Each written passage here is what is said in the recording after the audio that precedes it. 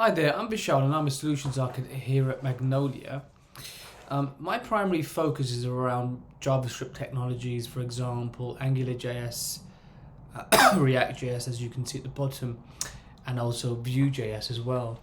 So I'm here to answer any questions around front-end technologies like the ones that I just described, or HTML or CSS, or anything of that manner at all. What we're going to be looking at today is three main parts to do with Magnolia, three of the main core topics to do with Magnolia. And first of all, what we'll look at is an architectural overview and the general UI of Magnolia. We'll swiftly move on then to storing content and how we plan and how we go about storing content in Magnolia. Then we'll go over to the Pages app and actually start to build a page in Magnolia. Penultimately, we'll go over to workflow and security and see some of the protocols and steps around that. And then finally, we'll move on to personalization. Brilliant. Let's take go into the first topic, which is the architectural overview. And what you can see here in this diagram is three green boxes. And one green box at the left-hand side is the authoring instance of Magnolia. And within the authoring instance of Magnolia, you can upload images, artwork, play around with page designs, and really get your pages and user experience looking the way you want it. So it acts very much like a sandbox environment. Once those changes have been done and the author is ready to publish them out, they can publish them out, and we'll look at the workflow of how we publish things out. That then goes over to a public instance, and that public instance is exposed out to end users, to the public on a public domain. Of course, those public instances, you can have a number of them, and in this instance here we have two, and they can sit behind a load balancer. And of course, having a load balancer allows us to deal with our scaling requirements. So that's a general overview of how the architecture of Magnolia. Let's take a look at the UI and how the UI works. So if I share my screen now, you should see that now. And what I'm going to do is I'm going to come into an instance of Magnolia here. And first of all, what I'll do is I'll log in as Peter. So if I log in as Peter, oops a daisy, just bear with me for a second. I'll just go over to the authoring experience. And there it is there. And there we are there. And we're logged in as a super user rather than Peter. That doesn't matter, I can still explain what's going on. We're going to look at three main things now in the UI of Magnolia. The first thing is Next, which is this page here. Then we'll look at the apps and how we structure, how we move around Magnolia. And then we'll look at the search bar that we can see in the top of the UI. Brilliant. Let's take a look at Next and Next Actions. So Next Actions works by predicting and giving us a kind of recommendation on what Magnolia thinks is the next thing that the author wants to do based on what they've done previously. So this is driven by some machine learning, and you can think of it very much like Netflix recommendations and have you seen this sort of thing. So that allows our user, our author, to be able to navigate through to the next task that they want to do very, very easily and seamlessly. Now, if we click on these dots over here, we get the overview of all what we can do in Magnolia.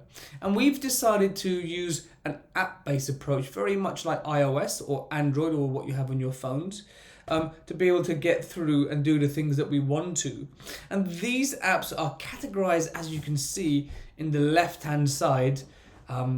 So it makes it easier for us to find exactly which app we're looking for. And the reason why we've chosen to do this again is to come away from these menus and sub-menus and getting entangled in these menus and sub-menus, having to traverse up and down just to complete a task.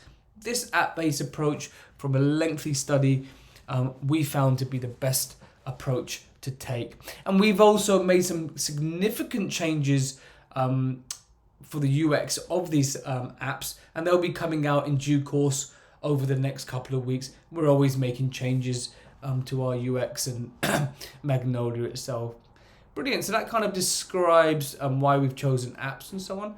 Let's move on now to this functionality at the top over here, which of course you can tell is a search functionality. Now we use a comprehensive, fast search function over here. So anything that you've put into Magnolia is searchable. And that makes it considerably powerful and easy to find what you're doing. And we want our authors to feel comfortable in the UI and be able to move around Magnolia with ease and joyfulness. So over here I've typed in Safari, and we can see over here, first of all, the category asset, one thing's come up. So that could be an image, I suspect. I think it actually is an image. You can see that over here in the picture. And we also have some content that's been uploaded to do with safaris and so on. So that kind of gives us the general overview of the user experience in Magnolia.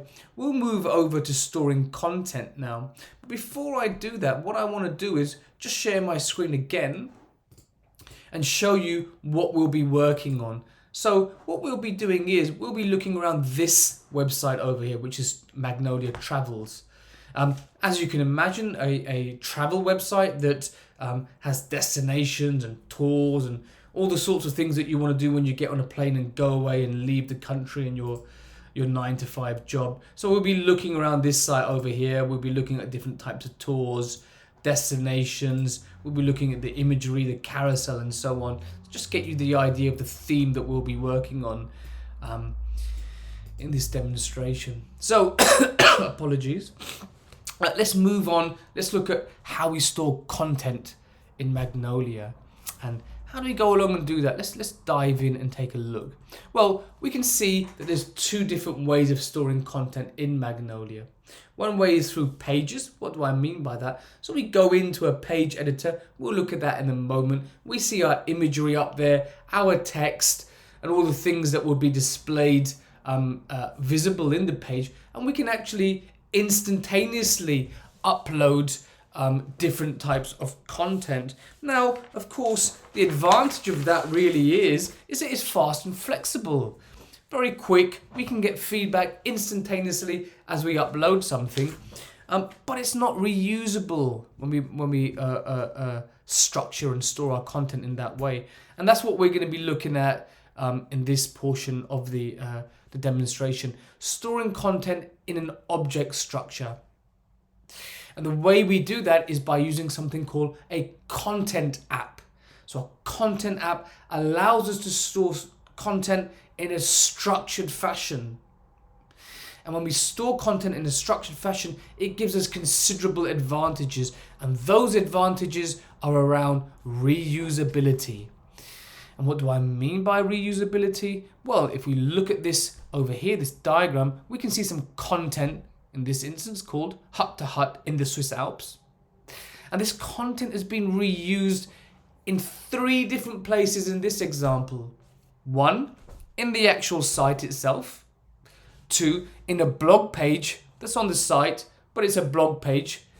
And that blog page is perhaps, for example, highly searchable. It's got keywords in it and so on. So that content is reused in that blog page. And then if we look on the right-hand side, I think you can make it out. That's a small component, which is a gallery component. You can see the 3 dots at the bottom there.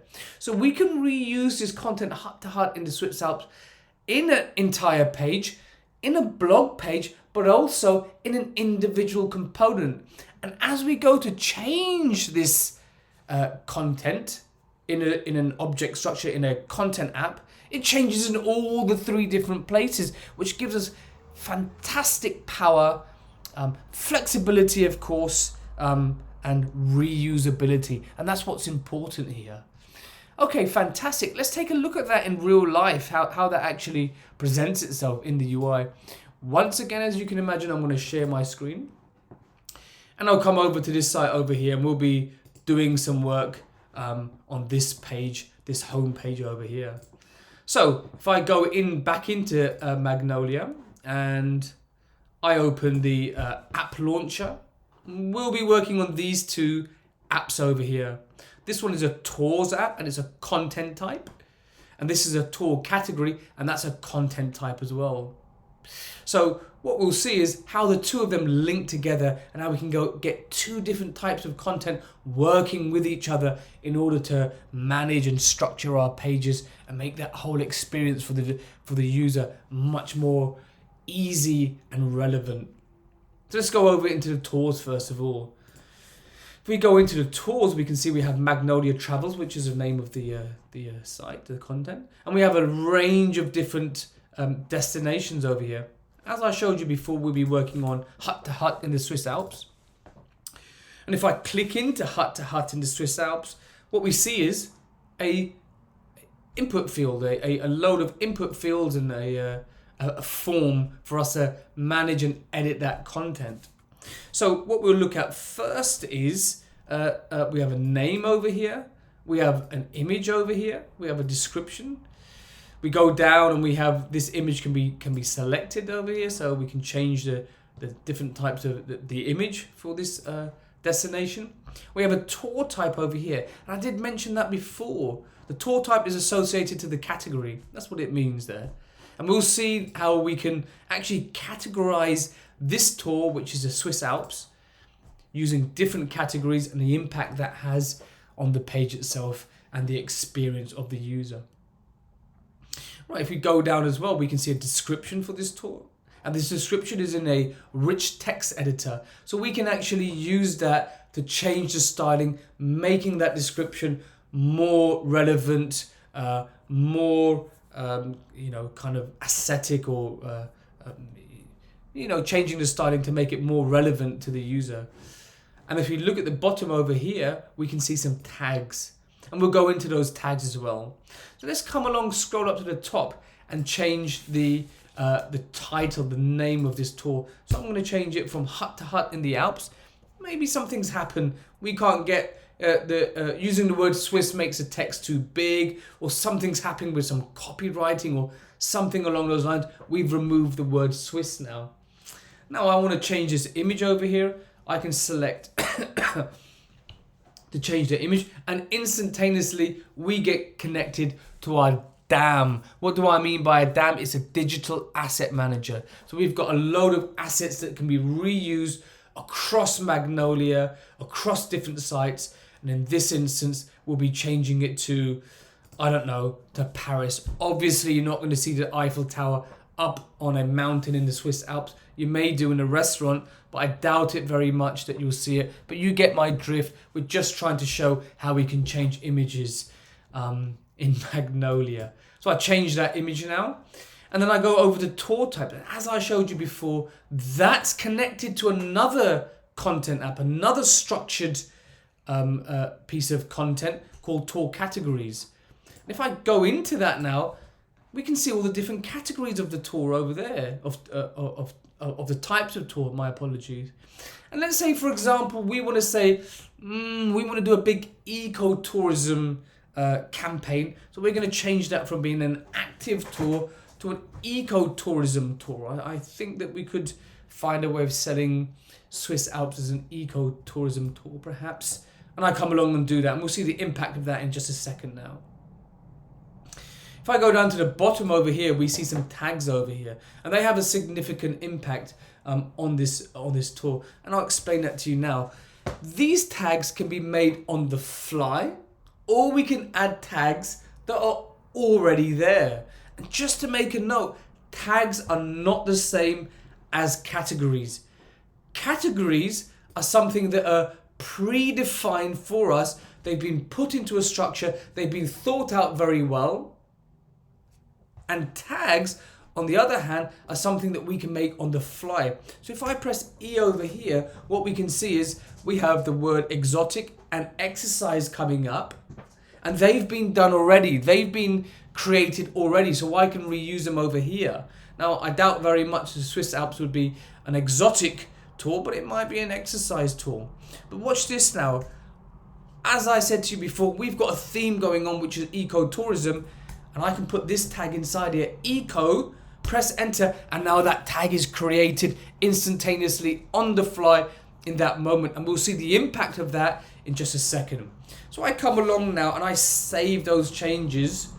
And I'm going to come along and actually see what that looks like in the page itself. So I come over to the Pages app, and this Pages app has a range of sites. We'll look at that in just a second, but I'm going to come to the top level page, and we can see now that that has changed to hut in the Alps rather than the Swiss Alps. The Eiffel Tower is up on the mountain for some reason, and you get my reasons why I did that.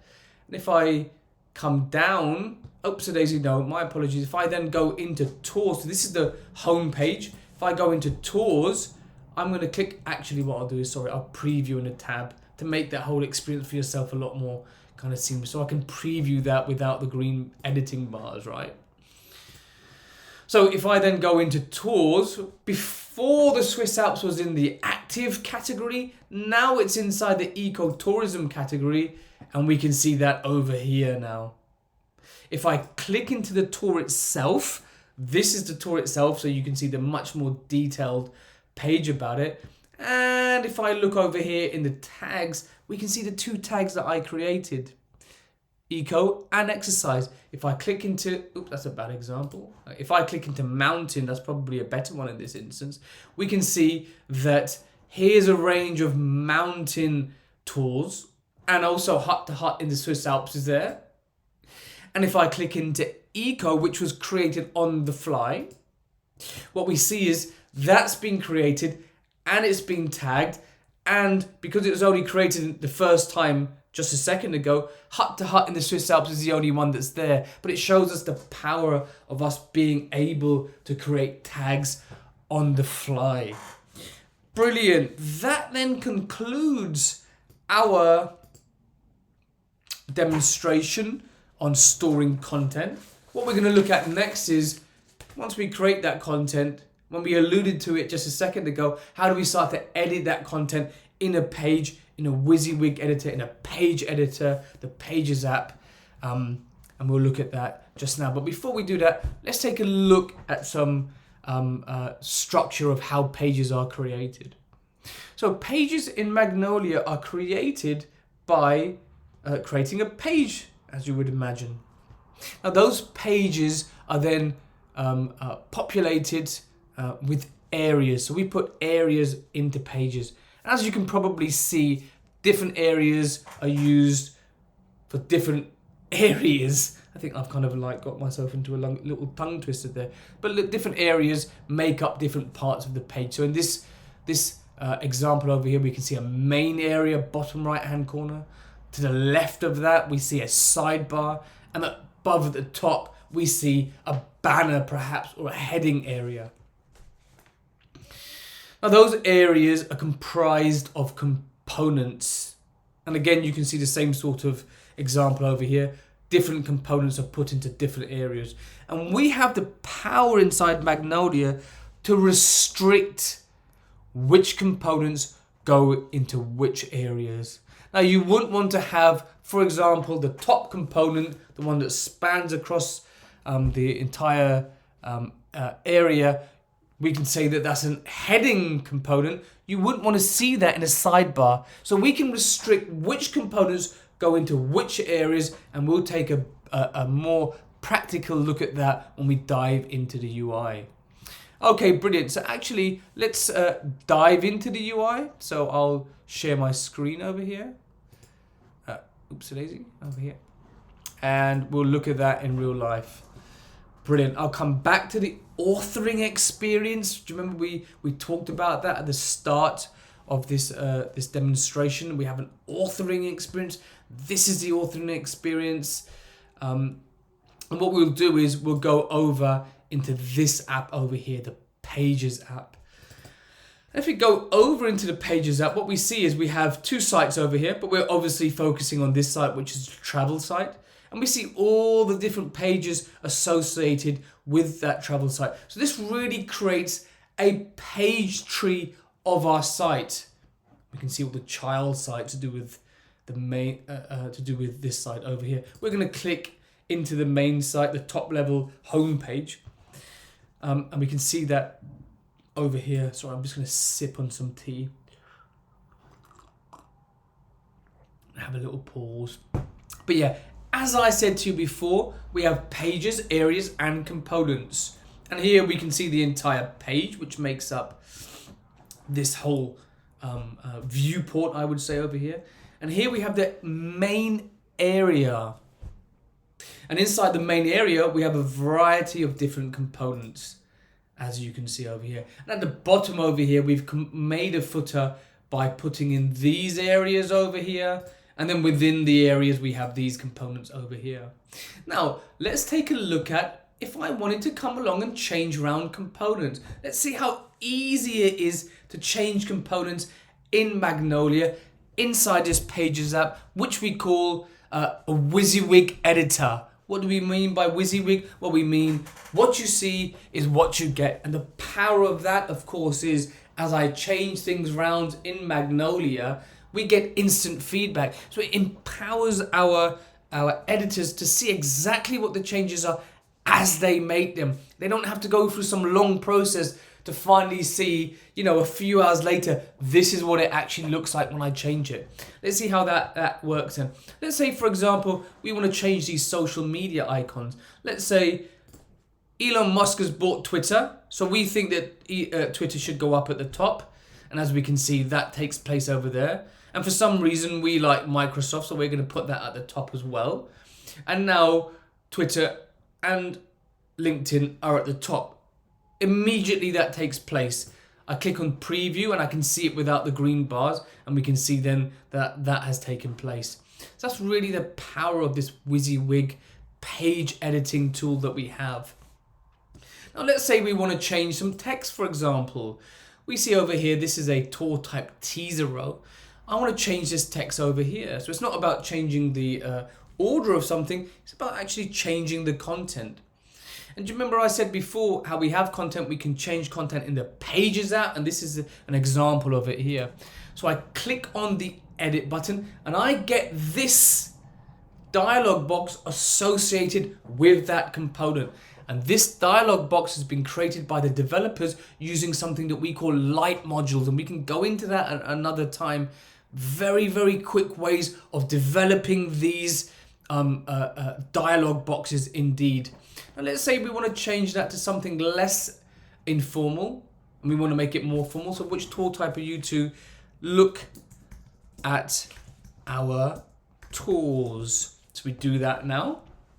And I click save. And I just want to draw your attention to this over here, English and German. You can probably understand what's going on there, but I'm going to show how this comes into effect in just a second. So I save that change now, and we can see immediately with the instant feedback WYSIWYG editor, look at our tools changing immediately. Now, we've reordered some components, we've edited the component and the content in the component. Let's say now we want to add a component, and I can do that by clicking at the bottom. So I come to the bottom over here of this area, I click on the plus button. This application has been set up with columns, with a column layout. You can do that yourself, you don't have to do that. As you can see, I can put in other components, but I'm going to use this column layout, which is an area, and I'm going to make it 2 columns just to show what's possible. If I click into that there's the 2 columns there, and I go into here. Now I have the power to actually insert a component into this area. And I just want to take this opportunity to go back to what I was saying before about how components can be restricted to different areas. And in this instance over here, we can see these are the components that are allowed to be injected into this column component. And that can be altered by your developers based on the requirements from the business. And obviously your UX designers would get involved in that as well. So let's come along and make a text to image component. I insert that immediately. This dialog box comes in and I can change that there. And I'm going to say something not so much to do with the theme, but, or maybe I should do something. Well, I won't. I'll just do I am a component. Yeah. So you get the drift there. Obviously, it would be more theme to do with travel, but you get the idea there. I insert that there. Immediately, the component is injected over here. Sorry, the content is injected, and we can see that. Right, let's go over to language and how language can be changed in Magnolia. I come to German now, and we can see now all the content is switched over to German. Well, most of it that's been done. But we can see that over here. This component, however, hasn't been switched over to German, and that's because what I alluded to before. I can switch over to German and actually put some German content inside there. Now, despite the fact I was born in Germany and I lived there for a year as a baby, I don't know German. I've been there a lot of times and I've got a lot of close friends and family there, but I don't know German very well. But you get the idea. I'll say something like, I am German text. And we've gone over it, unfortunately. This demo gets reset on the hour on the half hour, every half hour. So we're going to lose some of this work that we've done.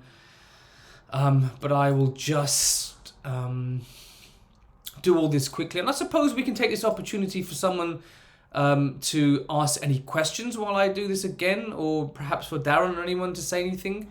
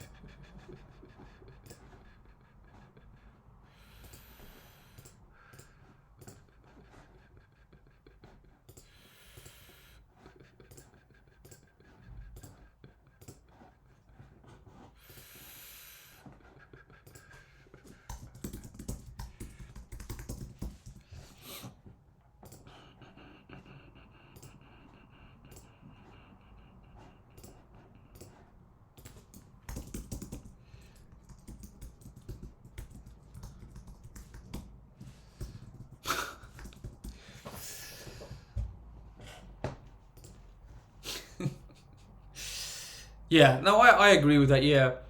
And I think that alludes on to what I'm saying here as well, isn't it, with the languages. So we can crack on then, I suppose, yeah. So I've got this back up again and made some changes to it. And again, we can see over here, we see the language has been selected to German now. And we can see I am a German component there. Probably got a better warranty on it if it's a German component. I know they make fantastic goods. But anyway, if it's in English, it's just I am a component. Let's not forget as well, I suppose I can take this opportunity to explain that these translations over here can be connected to a third-party API, which makes the translations automatically for you. And so it means basically if I was to connect to that API, I could click over to German, and that text, I am a component, will be switched over to German immediately using the translations API. Now, it means two things. It means that that translation takes place and it's done properly, or it means a translation from some of our experience, depending on obviously the third-party APIs, perhaps the translation isn't totally accurate, but some of it is still there though, and it allows the author then to just double check that translation and make some changes if necessary. So time is always saved using that methodology there. Regardless of that, we've made those changes. We've seen how the translations work. Now, I just want to take this opportunity to show just one quick thing over here. As a front-end developer, as I mentioned earlier on, I'm very passionate about front-end technologies, React, Angular, Vue.js. And I want to take this opportunity just to show you something very interesting indeed. As we saw before, we can come along, I'll do that over here, and add in components over here. Now, these components have been created in Magnolia, but these components could very well have been created in React.js or Angular or Vue.js using those JavaScript technologies. And using a little bit of wiring, which I just like to add, has been improved significantly with our headless accelerator, a new project that we've just released, a new product, I would say, that we've just released. We can get React, Angular, and Vue components straight into this drop down over here. Let's say that this carousel was a React component. I won't do that because I think I'll mess something up. Oh, that's it. Yeah, let's just say that that's a React component over there.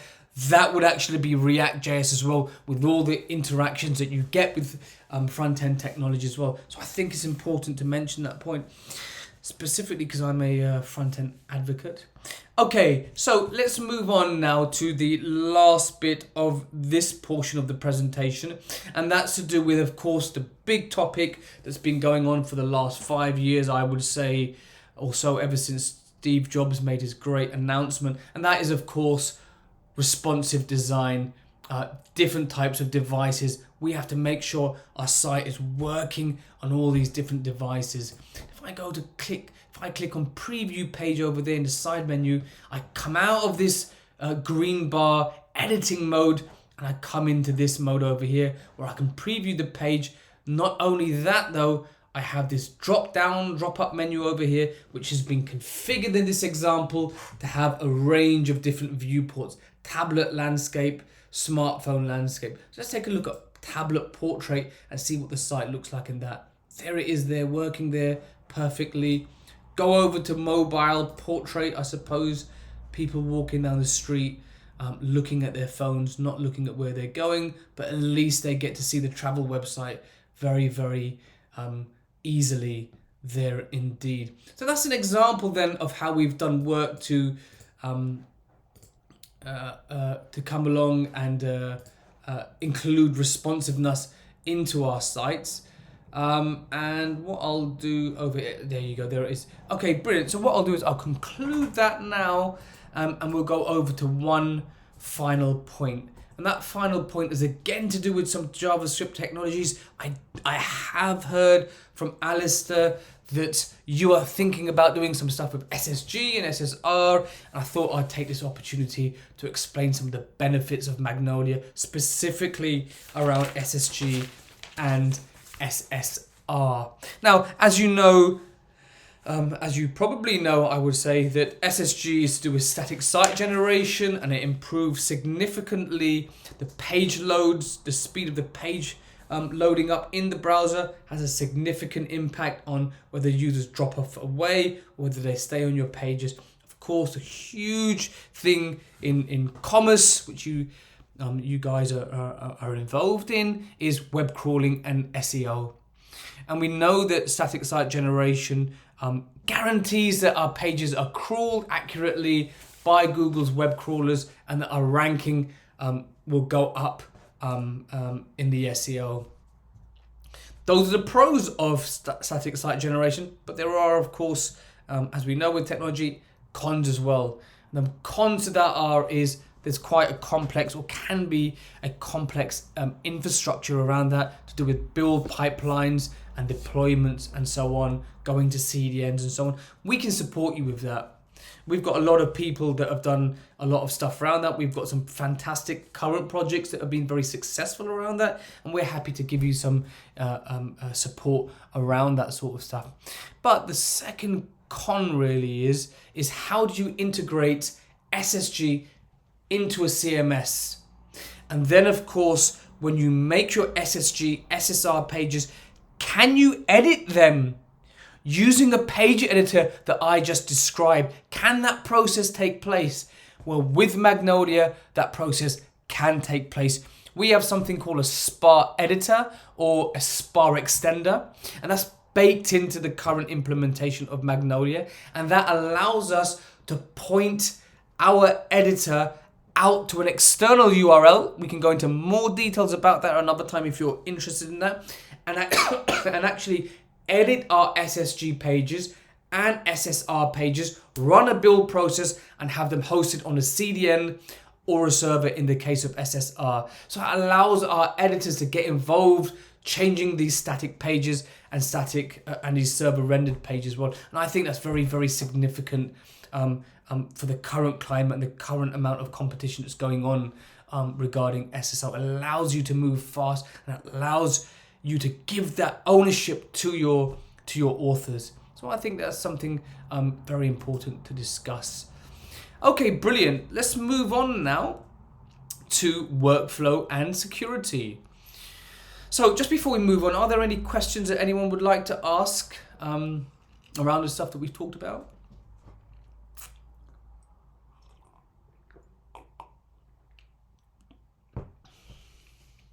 I'll take that as a no then. Brilliant. Let's move on to workflow and security then. So, workflow and security. So we'll go into some diagrams over here. Workflow and security is comprised of three main groups. Users. Of course, that means the users in your company and so on, and your authors and so on. And those users can be imported in from your current LDAP implementations and your Active Directory implementation. So it makes that whole integration process into Magnolia seamless as possible. Those users are then allocated into groups. So we can have many different users in one specific group, and those groups are allocated into roles. And that paradigm allows us then to have a number of groups inside a role, and then our roles are allocated different permissions. In this instance over here, we can see that a role is allocated to being able to edit a website or a specific website, and being able to access different types of assets. And we'll look at that right now. So let's delve back into Magnolia, look at the editing experience, and we'll see how that takes place. So if I just come along to one of my implementations here, I'm just switching over from this site. It's still a travel site, but it's hosted in the UK team because of the way that we feel that we want to really demonstrate this kind of security model over here. So cool, I've come over to another implementation here, and this is and what we'll be doing is we'll be looking at two different types of user or role, I would say. Sports only and travels only. So we'll look at sports only first of all. I'll log in. And what we find is if I go back into the Pages app over here, well, the first thing that we find looking over here, the apps have been restricted to sports only. And this guy's, I imagine, or girl, is probably an author, so they can do a number of different things, but only a restricted amount of stuff to do with their authoring role. Now, if I look at Pages, first of all, I can see that this sports author can only change the sports website, and that's all. And if I go over again to the assets, I can see, let's get this loaded up. If I go over to Magnolia assets, this guy has access to sports only assets and nothing else. He also has access to these shared assets, my apologies. So he has access to these shared ones and the sports only one. And we'll talk about these shared ones in just a second. If I log out now and log back in as a travel only, a very interesting company that does travel and sports. And I go over to the Pages app, and we can see over here that this person over here has access to the travel page only, travel site only. We go over to assets, Magnolia assets, and we can see again that he doesn't have access to the sports only, but he has access to the travel only in this instance. And these over here are shared assets. The reason why I wanted to show this to you is that in a lot of instances, companies use third-party asset companies to bring in their imagery, and they may want them to be shared across a number of users and across the business. So we can use this model over here to share and also restrict certain assets to different users. And that really shows us how the security model works in Magnolia.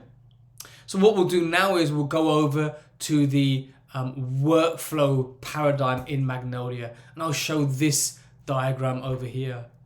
And as you can see in this diagram, we're talking about workflow just to get you into the mood of what I'm saying, and I'm not moving too far. We're talking about workflow here, how we go from actually making a change to reviewing that change and then publishing that change into the public instance. And as we can see over here, we have two actors, an editor and a publisher.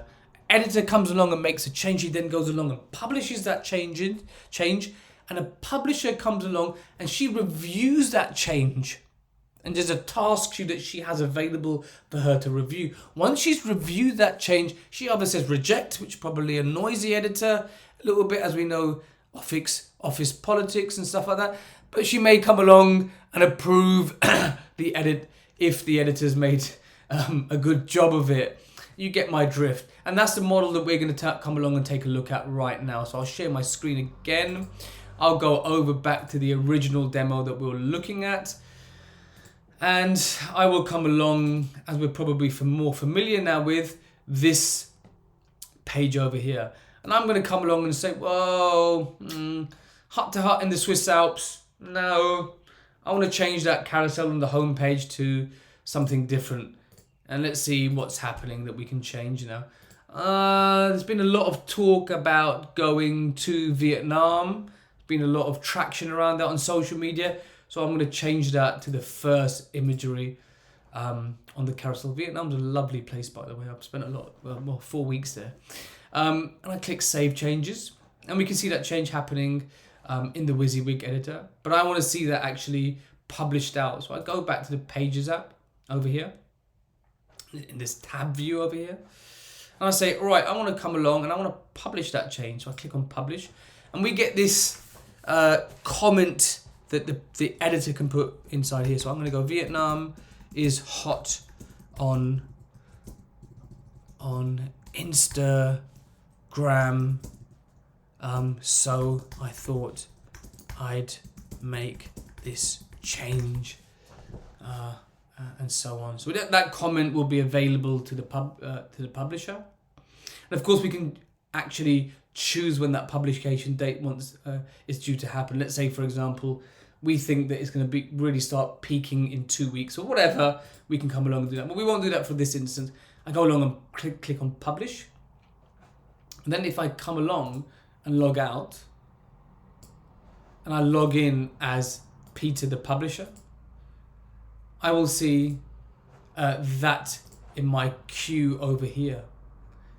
And that should be there. You should see that over here. My apologies. Actually, what I was meant to do is log in as Eric the editor, make the editor to show you the restrictions that he has, and then log in as Peter the publisher. But unfortunately, I forgot to do that. But you get the drift. It doesn't really matter.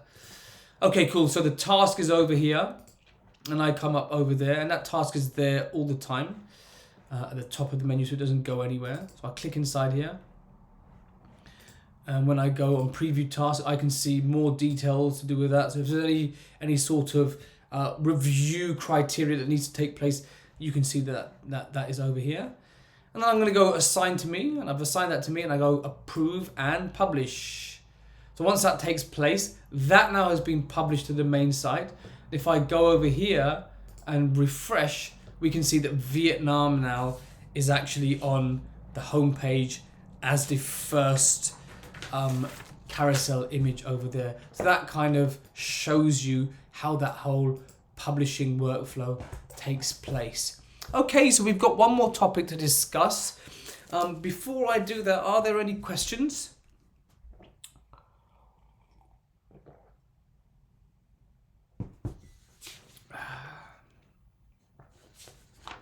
No?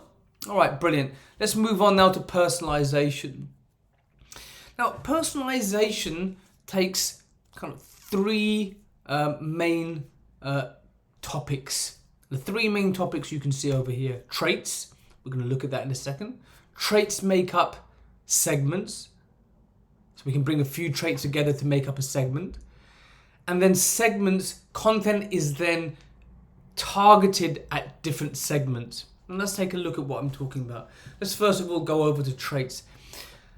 Now, Magnolia has a range of traits inbuilt, and some of them can be extended using cookies and so on, but let's just take a look at the ones that are inbuilt. So we have a location trait over here. And a location trait can be used to identify where the user is coming from based on their IP address. Of course, if we take an example of a furniture company, let's say, for example, a user's coming in from a more rural area, the likelihood that they live in a flat is probably less. The likelihood of them having a garden is probably higher. So in that case, then we can personalize content on the page, on the site, on the home page that is more directed towards garden furniture in rural areas, and more perhaps to furniture, storage, space-saving furniture in more urban areas. So that gives you an idea of what we can do with an IP address and localization. Now, date and time is something that we can also work out from the request that the user, when the user comes into the site. And we can use that, for example, if we had a travel site, for example, and people were hitting the site around 3 or 4 p.m. I'm sure we're all guilty of it, trying to get away to some sort of holiday around that time, and perhaps we could make the assumption that they want to be on a beach and somewhere relaxed, and around 3 to 5 p.m. we put in more beach holidays. I know I've been guilty of that a few times. Now if you go over to URL parameters, that has a significant impact on how we can personalize our pages. URL parameters can be used for social media campaigns, for example, email campaigns.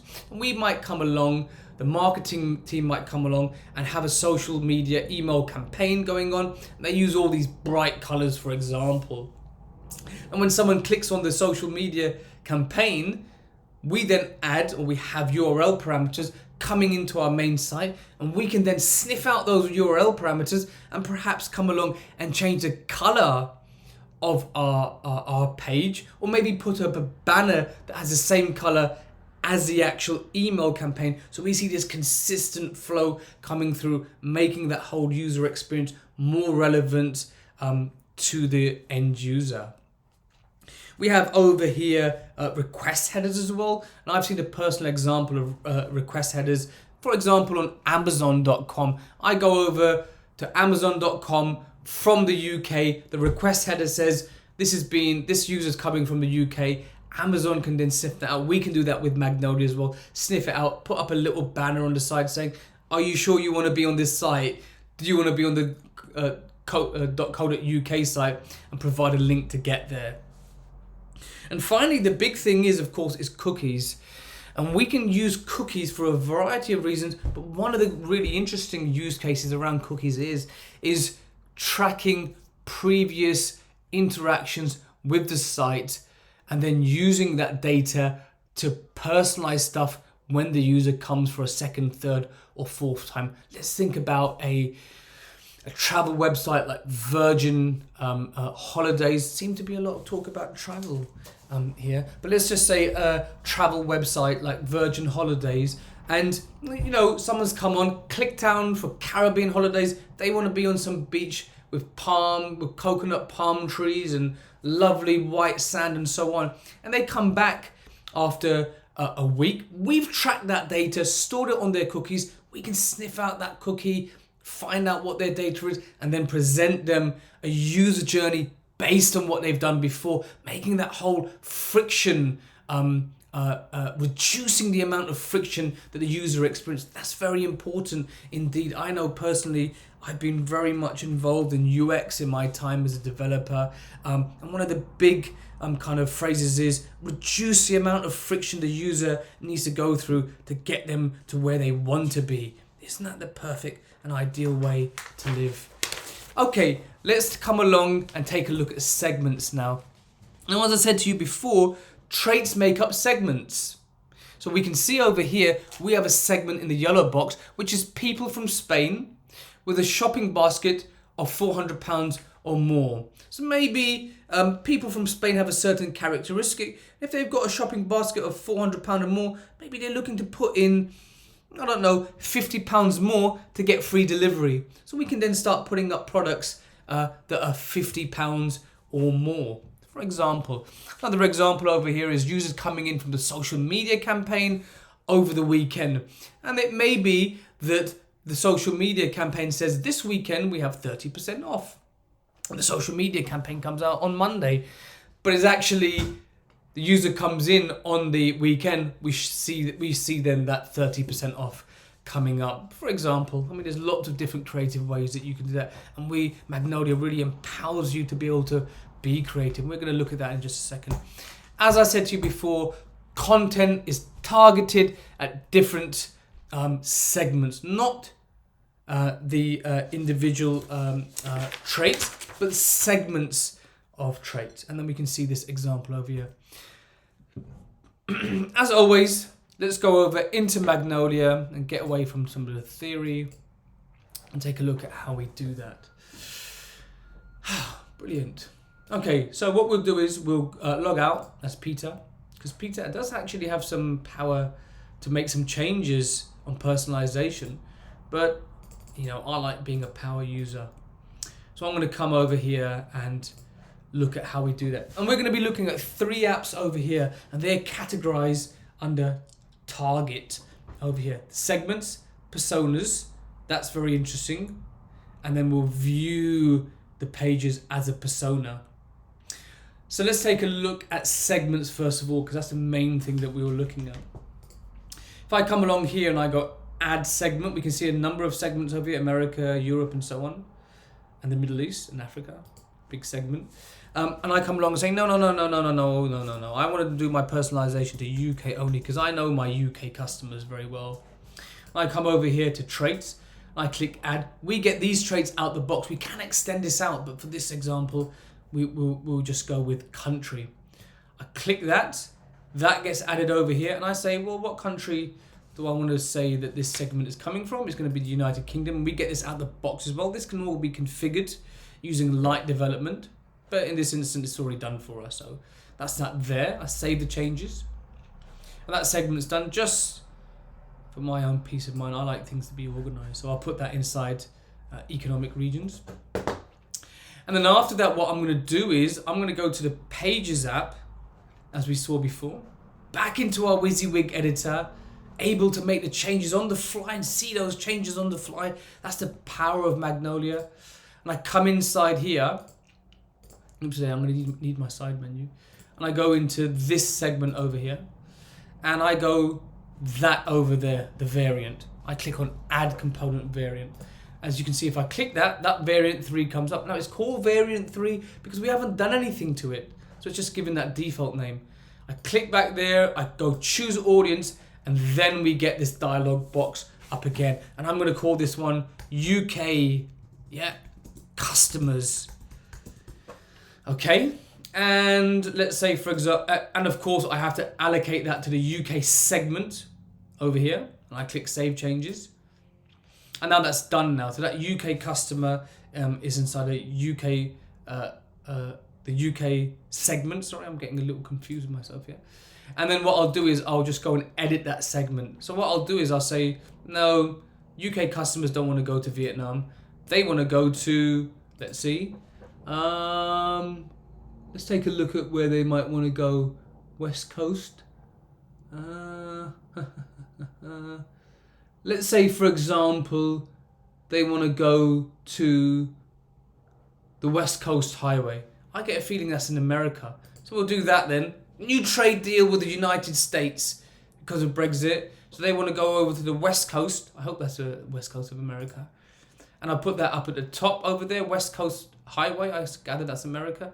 I save the changes. That's been, that looks like America. That's been allocated to a UK customer now. Now, that's done for us. That personalization to the UK inbound customers based on their location is done. Do you feel comfortable with that though? I certainly don't. I want to be able to test that as an author and feel comfortable that my changes are reflected with that segment coming in to the application, to the site, sorry. So the way we do that is by using personas over here. So I'm going to come along and create a persona. I create that over here and I say, let's say it's just me, Vishal from the UK. There it is there. And I put an image in here to make it all lovely. Is that me there? That's my lovely face over there. Is that me? Yeah, that is me. Looking like I've come into work on Monday morning. And there it is there. I will save that. No, I need to make a change. There it is there, of course, traits. I add the traits over here. And I say, I'm from the UK. So this is not a segment. This is creating a persona, a dummy test user that, my apologies, is coming in from the UK. I save that now. He's there. Vishal's there. That's me. And I'll go preview as a visitor. When I go preview as a visitor, there I am there. UK from Vishal from the United Kingdom. There I am there with my face. And I come in there and I see West Coast Highway. I want to go and live the American dream. Like so. We also have this option to changing the time and date of when that user's coming in, if we had any traits that were based on time and date. We have a variety of different things that we can do over here. I've touched on personalization. Chris, another solutions architect in Magnolia, has a wealth of knowledge in personalization, and there's so much more things that you can do with it, and I've touched on it here. Brilliant. We've come to the end of this. Oops, I'm halfway there. We've come to the end of this demonstration. I hope you've enjoyed it. And I'm open to take any questions that anyone may want to ask.